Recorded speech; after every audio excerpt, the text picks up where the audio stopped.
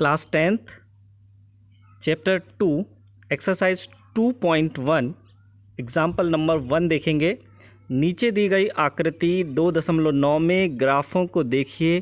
प्रत्येक आकृति y बराबर px, जहाँ px एक बहुपद है, px एक बहुपद है का ग्राफ है।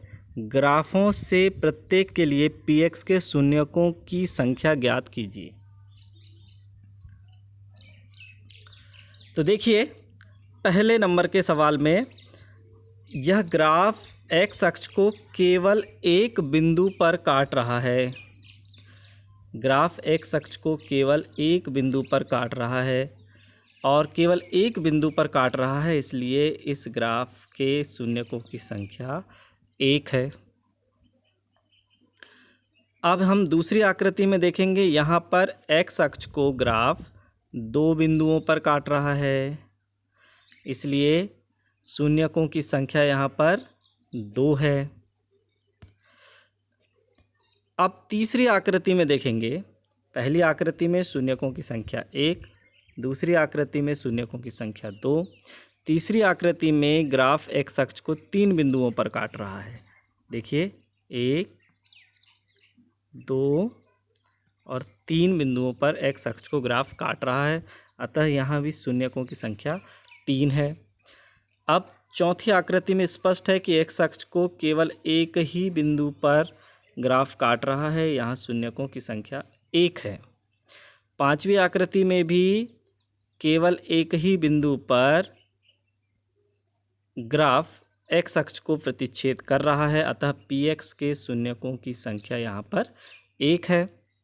चूँकि हम px के शून्यकों की संख्या ज्ञात कर रहे हैं, इसलिए हमें x अक्ष पर काटे गए बिंदुओं की संख्या ही गिननी है। इस आकृति में देखिए, छठवीं आकृति है, इसमें 1, 2, 3, 4 बिंदुओं पर ग्राफ x अक्ष को प्रतिच्छेद कर रहा है, अतः शून्यकों की संख्या 4 है। इस तरह से उदाहरण 1 कंप्लीट होता है। अब आगे एक्सरसाइज 2.1 का प्रश्न नंबर 1 देखते हैं।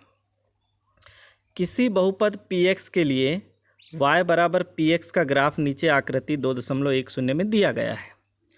प्रत्येक स्थिति में px के शून्यकों की संख्या ज्ञात कीजिए। अब फिर से हमें 6 स्थितियां दी गई हैं और सभी 6 स्थितियों में हमें शून्यकों की संख्या ज्ञात करना है। चूँकि इस स्थिति में ग्राफ x अक्ष को प्रतिच्छेद नहीं कर रहा है, इसलिए यहाँ शून्यकों की संख्या 0 है। स्थिति 2 में ग्राफ केवल एक ही बिंदु पर x अक्ष पर प्रतिच्छेद कर रहा है, अतः शून्यकों की संख्या 1 है।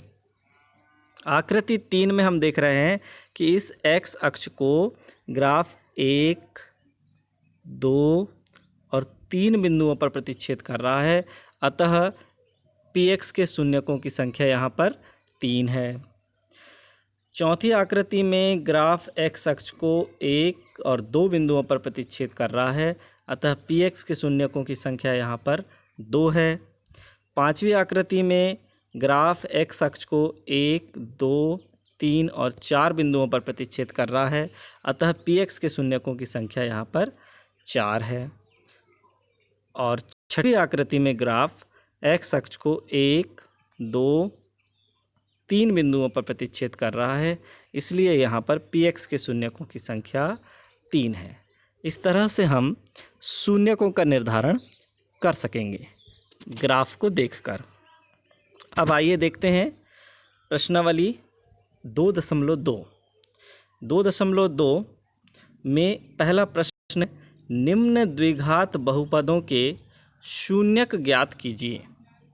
हमें द्विघात बहुपदों के शून्यक ज्ञात करना है और शून्यकों तथा गुणांकों के बीच संबंध की सत्यता की जांच कीजिए। यानी हम सबसे पहले शून्यक ज्ञात करेंगे और शून्यकों तथा गुणांकों के बीच क्या संबंध है, और जो संबंध वास्तव में हम बता रहे हैं वह संबंध सत्य है या नहीं। तो आइए देखते हैं। प्रश्न पहला है,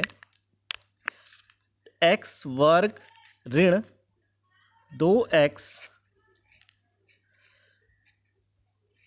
ऋण 8।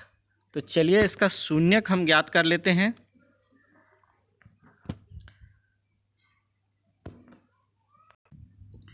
तो देखेंगे x वर्ग ऋण 2x ऋण 8, हमें इस बहुपद के शून्य ज्ञात करना है। तो सबसे पहले x वर्ग ऋण 2 के स्थान को हम खाली कर देंगे, x के स्थान पर x, ऋण 8 के स्थान पर 8। इस तरह हम इस बहुपद को तोड़ेंगे। अंतिम अक्षर अंक के सामने ऋण है, इसलिए हम कोष्टक के अंदर भी ऋण लगा देंगे। अब हमें इस 2 को ऐसे 2 भागों में बांटना है, ऐसी 2 संख्याओं में बांटना है जिनका अंतर तो 2 है लेकिन गुणा 8। तो आइए हम देखते हैं, इसे हम 4 और 2 में बांट देते हैं ताकि 4 में से 2 कम करने पर 2 प्राप्त होता है और इस तरह से समायोजित हो जाएगा। x वर्ग ऋण ऋण अंदर जाएगा तो 4, x भी अंदर आ जाएगा, x फिर ऋण अंदर गया तो धन 2x ऋण 8। इसके बाद x वर्ग ऋण 4x में से x कॉमन निकल जाएगा, अंदर बचेगा x ऋण 4। 2x ऋण 8 में से धन 2 कॉमन निकल जाएगा, अंदर बचेगा x ऋण 4। चूंकि x ऋण 4 दोनों पदों में है इसलिए x ऋण 4 को हम फिर से कॉमन ले लेंगे, अंदर बचेगा ये वाला x, ये वाला धन और ये 2। अब हमें इनके शून्य ज्ञात करना है। कब शून्य होंगे? यदि x-4 शून्य होगा तब शून्य होंगे, या x+2 शून्य होंगे तब शून्य होगा। तो 2 स्थितियां हैं इस बहुपद को शून्य करने की। तो पहली स्थिति हो जाएगी x बराबर 4 और दूसरी स्थिति हो जाएगी x बराबर ऋण 2। तो बहुपद के शून्यक हमें क्या क्या प्राप्त हुए? x बराबर 4 और ऋण 2। आइए हम इन शून्यकों का योग करके देखते हैं। शून्यकों का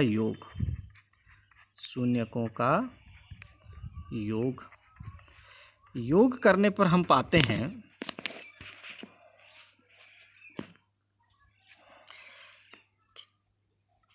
4 धन ऋण 2 बराबर आया 2। 2 को हम इस तरह से लिखें कि गुणांकों से संबंधित अंक उसमें आए। गुणांकों से संबंधित अंक यानी इस x का गुणांक, x वर्ग का गुणांक 1 है, x का गुणांक ऋण 2 है और अचर पद ऋण 8 है। इनमें से इन अंकों को यानी इन अंकों को हम प्राप्त करने का प्रयास करेंगे। तो आइए देखते हैं। 2 और उसके बटे कुछ नहीं है तो 1। तो इससे हमें क्या पता चला कि 2 वास्तव में क्या है? ऋण यदि हम अलग कर दें तो ऋण 2 है बटे 1।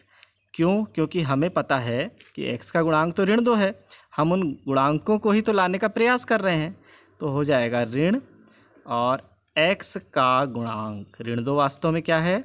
x का गुणांक। और हर में क्या हो जाएगा? 1 गुणांक किसका है? x वर्ग का है। तो यहाँ पर हो जाएगा बटे x वर्ग का गुणांक। तो हमें ये पता चला कि शून्यकों का योग वास्तव में ऋण x का गुणांक बटे x वर्ग के गुणांक के बराबर होता है। अब हम लेंगे शून्यकों का गुणनफल।